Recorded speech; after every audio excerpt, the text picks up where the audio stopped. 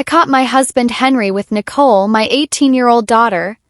My name is Abigail Brown. I am 42 years old, and if anyone had told me years ago that my life would unravel the way it did, I would have laughed it off as impossible. I had known loss, known struggle, but I had also known love. Or at least I thought I had. I married Henry when Nicole was 11. My first marriage had ended in heartbreak. Nicole's father passed away suddenly when she was still a child. 4 years I raised her alone, juggling 2 jobs, leaning on friends when I could. When Henry came into my life, he seemed like a gift from heaven. He was attentive, kind, successful, and most importantly, he accepted Nicole. At least that was what I believed. He would bring her little gifts, help her with homework, sit through school plays even when his phone buzzed endlessly with business calls. I thought I had finally found someone who wanted to share not just my life, but my daughter's too. I had no idea that beneath his polished exterior, he carried a darkness I would only uncover years later. Before I continue my story, kindly take a moment and subscribe to this YouTube channel, thank you. Now back to my story. That night, the night everything shattered, I had been folding laundry in the living room. The house was unusually quiet, and something inside me nudged that silence wasn't ordinary. Nicole had been in her room for a while, and Henry had claimed he was going upstairs to check in on her. It wasn't unusual, so I paid it no mind at first. But then minutes stretched too long and unease crawled over me. I set the laundry aside and walked up the staircase, each step weighted with something I couldn't yet name. The hallway was dim, only the faint glow from Nicole's lamp slipping out from under her door. I reached for the handle, hesitated, then pushed it open. What I saw froze me. There was Nicole, my baby girl, sitting on the edge of her bed, her braids loose around her shoulders, her pink hoodie pulled tight as though she were trying to shrink into herself. Across from her stood Henry, his charcoal suit jacket hanging open, his face pale with guilt and shock as he whipped his head toward me. My throat closed up. Henry! The word came out like broken glass. Nicole's eyes filled with tears instantly, and she looked at me as though the world had just caved in. Her hands trembled as she clutched the edge of her bed, her entire body shaking. Henry stepped back quickly, stammering, "Abigail, this isn't what it looks like." But I already knew. Something deep inside me screamed the truth before Nicole even opened her mouth. The way she shrank from him, the way his eyes darted like a cornered animal, it was all there. "Mom," Nicole whispered, her voice cracking. "I didn't want this. I swear I didn't." I stumbled forward, placing myself between her and Henry. My heart pounded so loudly it drowned out every other sound. My curls stuck to the sides of my face, damp with sudden sweat. Henry's voice rose, defensive, desperate. "You're misunderstanding. She's just upset. Teenagers. Don't you dare," I hissed, my body shaking as I pointed at him. "Don't you dare blame her." Cole clutched my arm, her tears soaking through the sleeve of my navy blouse. She buried her face into me, whispering things I couldn't fully catch, only fragments. "He tried before. I told him no.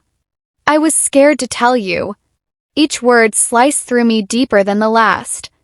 Henry stepped closer, but I raised my hand like a shield. "Stay back."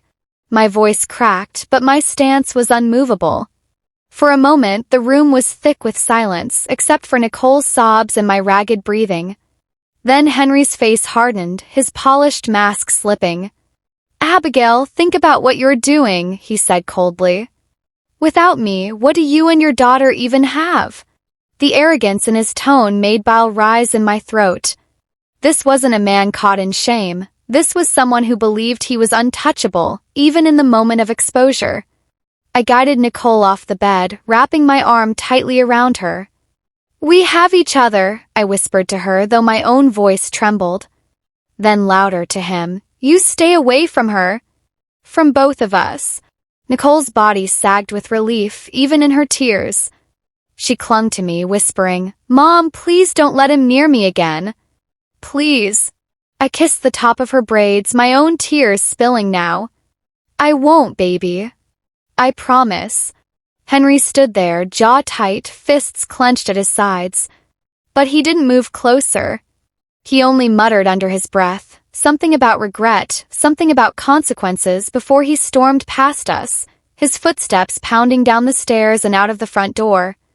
When the slam of the door echoed through the house, the silence left behind was unbearable. I sat on Nicole's bed, holding her close as she sobbed into my chest. My entire world had cracked open in that instant, not just because of what I saw, but because of what she whispered to me through her tears. That was the night I realized Henry hadn't been the man I thought I married. That was the night I learned the truth had been hiding in my own home for years, buried under fear and silence. And that was the night I knew nothing would ever be the same again. Through that night, sleep became impossible. I lay awake with Nicole curled beside me on my bed, her pink hoodie bunched under her cheek, her braids tangled across the pillow. I watched the shadows from the streetlight dance across the ceiling, my mind running circles around the same questions. How long had this been going on? How much had she carried alone? How could I not have seen? The house felt haunted by Henry's absence. His cologne still lingered faintly in the hallway. His jacket still hung on the hook downstairs, his briefcase by the door. But to me, he was already gone. Whatever man I had believed in, supportive, loving, trustworthy, was only a mask. The real Henry had been hiding in plain sight. "Mom," Nicole's voice broke the silence sometime past midnight.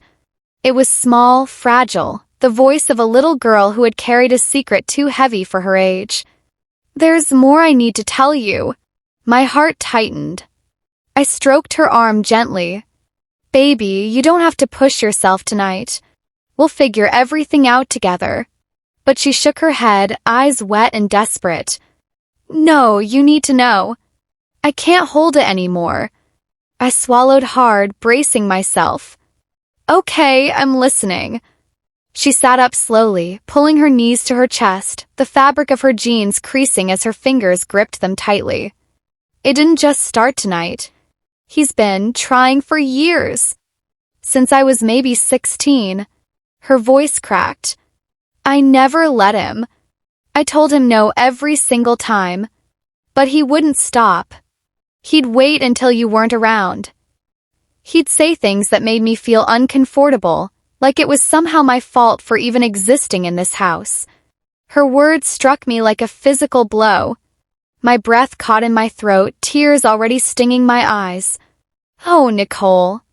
She pressed on, the dam of silence breaking. "He said if I ever told you, he would leave us. That you would lose everything, the house, your job connections, even me being able to finish school. He made me believe it was better if I stayed quiet. And I hated myself for being scared."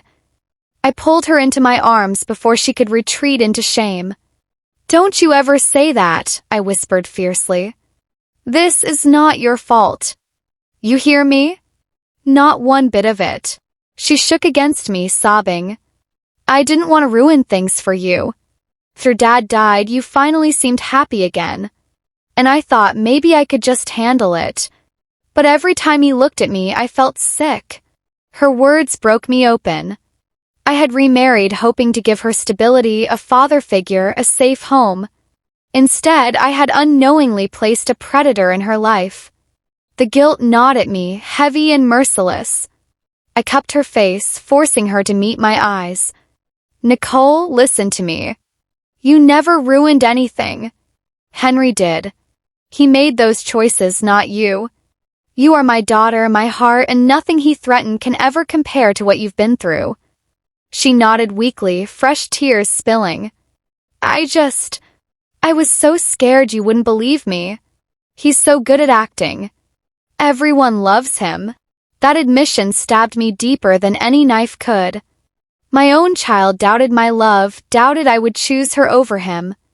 That was how tightly Henry had wrapped her in fear. "I believe you," I said firmly, holding her tighter. "I will always believe you. And I will make sure he never comes near you again. That's a promise." For a long while we sat there in silence, her head against my shoulder, my blouse damp with her tears. I could hear her breathing slowly begin to even out, exhaustion pulling her towards sleep. But my mind burned with a new fire. Everything Henry had given me, the comfort, the financial stability, the image of a secure marriage, meant nothing now. He had used his wealth as a weapon, dangling it over Nicole's head to trap her in silence. That wasn't love, that wasn't family, that was control, manipulation, and abuse. I remembered the early years of our marriage, how grateful I had been when he helped pay for Nicole's school trips, how relieved I felt when he said I didn't have to work double shifts anymore. But now I saw it clearly. He had been buying trust, weaving dependence until leaving him seemed unthinkable. But I wasn't the same woman I had been a decade ago. And Nicole wasn't the helpless little girl he had cornered. We were stronger than that. The next morning I called my closest friend, Laura. When she arrived, wearing her floral dress and her hair in its familiar afro puff, she hugged me so tightly I thought I might finally crumble in her arms. "What happened?" she whispered. I glanced toward Nicole, who sat quietly on the couch, pink hoodie zipped up to her chin. Her eyes were tired but steadier than last night. Laura followed my gaze and nodded. "Say no more. We'll handle this." It wasn't just comfort Laura gave me, it was resolve. She reminded me of who I was before Henry, of how I had survived once already. That day I made a decision. I would not let Henry's threats hold power anymore. I would take Nicole's truth, her courage, and place it into the hands of people who could protect her. No more secrets. No more fear. As I watched Nicole curl up under a blanket, finally dozing on the couch, I whispered to myself, "He's not her father. He never was. I am her protector. And I won't fail her again." The hidden truth had come out, and though it broke me, it also armed me. Now the fight for justice had begun. Henry didn't come home the day after I caught him. I half expected him to appear with flowers, some pathetic attempt to spin everything into a misunderstanding. Instead, silence stretched across the house, broken only by the nervous way Nicole twisted the sleeves of her pink hoodie as she sat on the couch. But silence was not mercy. It was a warning. The first call came that evening. I answered only because I didn't recognize the number. His voice slid through the line like oil. "Abigail, listen to me. You're blowing this out of proportion. You need to calm down before you make mistakes you can't undo." My hand trembled, but I forced steel into my voice. "Don't call this house again. You think you and that girl can survive without me?" he snapped, his tone suddenly sharp. "I've carried you for years. Who paid the mortgage, the school fees, your car? Me. And I can take it all away." I hung up before he could spew more poison, my heart hammering. Cole looked up at me, her eyes wide. "Was that him?" I nodded. "Don't worry. I won't let him hurt us again." But the threats didn't stop. Text messages followed, short, vicious lines meant to shake my resolve. "You'll regret this. You're nothing without me. Nicole will never forgive you once you're broke." Each word was designed to wound. Cole saw one of the texts by accident. She paled, then whispered, "That's what he always said to me. That if I told you, he'd leave and we'd end up with nothing." Truth sank heavier. He had cornered her not just with fear of him, but with fear of abandonment. He made her believe she was the one keeping our family together, a burden no child should ever carry. That night, as Nicole tried to sleep, I sat awake in the kitchen, staring at the fridge covered with family photos. There was one of us at her 16th birthday, Henry smiling with his arms slung around my shoulders, Nicole half smiling in her pink hoodie, already distant. Looking at it now, I saw the tension in her eyes that I had missed then. The smile that never reached her. My stomach twisted with guilt. The next day, Laura came over again, her floral dress bright against the gloom that had settled in my home. She placed a firm hand on my shoulder. "He's using money as a leash. Don't let him. You survived before him. You'll survive after him." Cole joined us, her braids pulled back in a ponytail. She sat across the table, her hands folded tightly. "Mom, I don't care if we lose the house. I don't care about the cars or the vacations. I just want to feel safe again." Her words pierced me with both pain and clarity. For years I had thought providing stability meant maintaining the life Henry funded.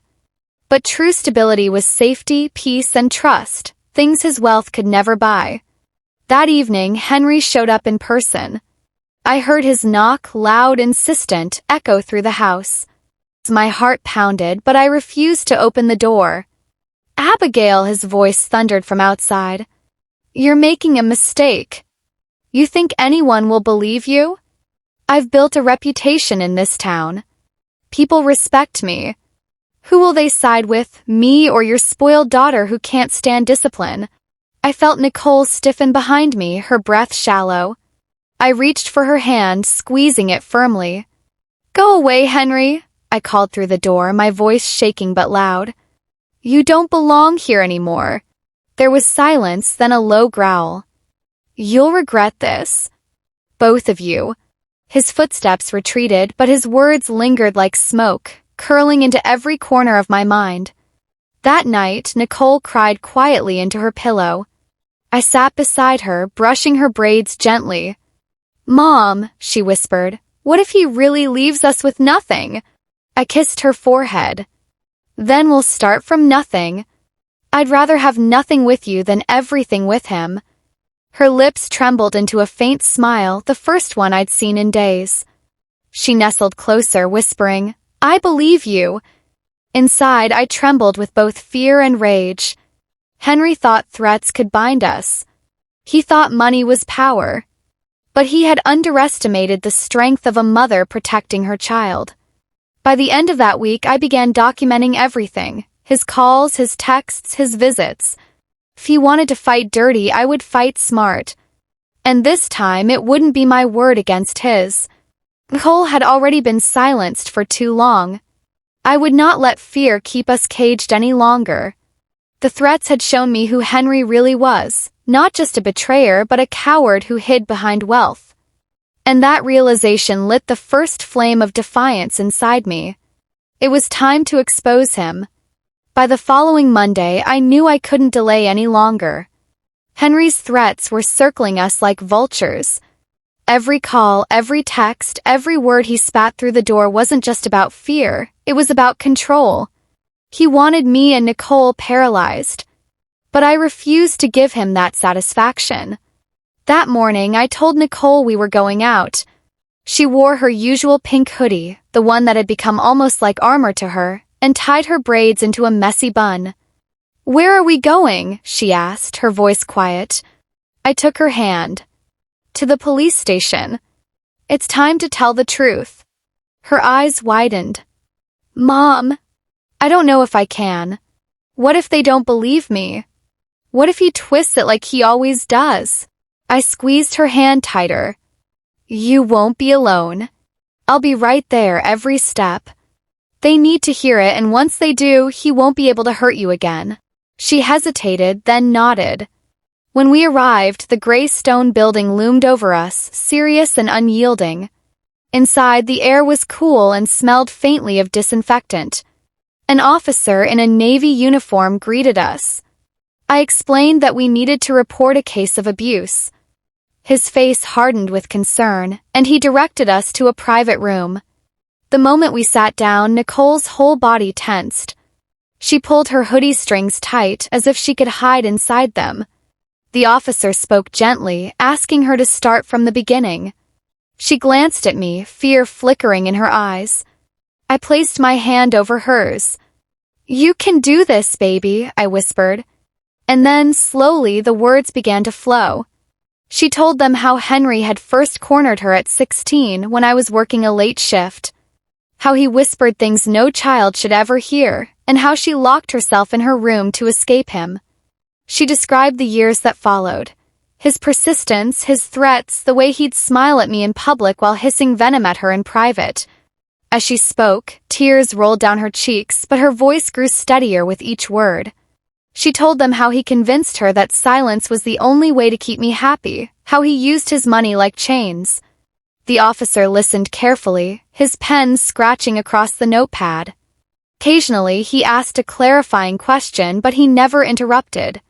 His calm presence gave Nicole the space to keep talking, to finally empty the weight she had carried alone for years. I sat there frozen, my heart splitting apart. Every detail was another dagger. The nights I thought she was just moody, the times I blamed her teenage attitude, the trust one had placed in a man who wanted to destroy her behind closed doors. When she finished, the room felt heavy with truth. Nicole's hands trembled, but there was a strange relief in her eyes, as if letting it out had loosened the chains around her chest. The officer nodded firmly. "Thank you for your courage. This isn't easy, but you did the right thing. We'll take immediate steps." Cole looked at me then, searching my face for doubt, for disappointment. I gathered her in my arms and held her close. "I'm so proud of you," I whispered. "You're stronger than you know." Walking out of that station, my legs felt like they might give way. My world had shattered, but in its place, something stronger was forming. Cole had spoken. The silence was broken. And now there was no turning back. Later that evening, Laura came by. She found us curled up on the couch, the report papers still on the table. "So," she asked softly, "you did it?" I nodded. "We did." She told everything. Laura's eyes filled with tears as she hugged Nicole. "You're braver than most adults I know." Nicole gave a faint smile, and for the first time in weeks I saw a flicker of the light she used to carry before Henry's shadow dulled it. That night, as she slept, I sat in the living room alone. The house felt both emptier and safer without Henry's presence. I realized I had been mourning a marriage that never truly existed. I thought I had found a partner to rebuild my life with, a stepfather for my daughter. Instead, I had welcomed a predator into my home. The betrayal cut deeper because I had trusted him with the most precious part of my world, my child. And he had repaid that trust with destruction. But sitting there in the quiet, I also realized something else. We were still standing. We had chosen truth over fear. That was the beginning of our healing. Confession had been the hardest step, but it was also the most powerful. Now it was no longer just our secret battle. It was out in the open where justice could finally reach it. And for the first time I felt certain Henry's grip on us was breaking. Call came 2 days later. I was in the kitchen rinsing dishes when my phone buzzed. The officer's voice was calm, steady. "Mrs. Brown, we've taken Henry into custody. He's being held for questioning based on your daughter's statement and the evidence you provided. We'll update you as the case proceeds." For a moment, I just stood there gripping the phone, the sound of water rushing over my hands. It was real.